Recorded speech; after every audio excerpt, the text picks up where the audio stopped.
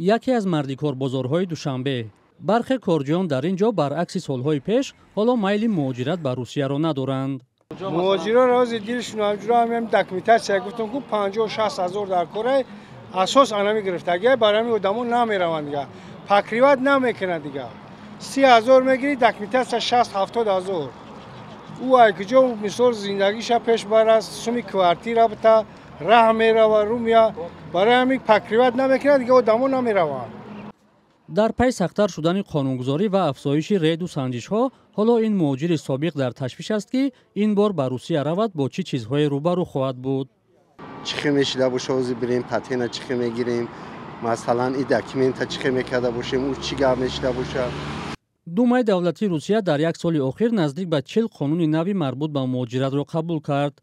انگشت‌نگاری و سپردن گنوم در مرز، ساده کردن اخراج مهاجران، سخت‌تر کردن امتحان زبان روسی، نظارت حرکت آنها با واسطه تلفن، محدودیت بعضی از کسب و پیشه‌ها و قبول فرزندان مهاجران به مکتب‌های روسیه از جمله آنهاست. در پی جاری نمودن چنین دیگرگونی‌ها، رید و سنجش‌ها و بازداشت و تفتیش مهاجران بیشتر به نظر می‌رسد.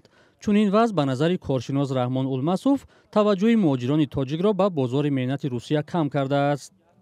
هفته نیست که یک قانون نو درباره مهاجرت قبول نکنند. شماره مهاجران در جنبش سالهای گذشته از 15 تا 17% کم شد و این شماره باز کم می شود. برای چی؟ برای آنچه که در مناسبت با مهاجرت در روسیه است این مردم ما را قانع کرده نمیتواند و حقوق آنها در بسیار جهت ویران کرده شده است. به نظر او فشار بالای مهاجران در روسیه باعث شده است کارجویان تاجیک بیشتر به کشورهای اروپایی سفر کنند که شرایطش بهتر است. به اطلاع رسمی در نیم سال 2024 نزدیک به 400,000 مهاجر از تاجیکستان به روسیه رفته است که نسبت به همین دوره سال 2023 15% کمتر بوده است. طبق آمار گوناگون در روسیه حدود 1 میلیون مهاجر تاجیک کار و زندگی می‌کنند. مقامات تاجیک گفتند که تنها سال 2024 بیش از 30,000 مهاجران از روسیه اخراج شدند. هر روز از فرودگاه‌ها قریب 20 مهاجر بازپس فرستاده می‌شود.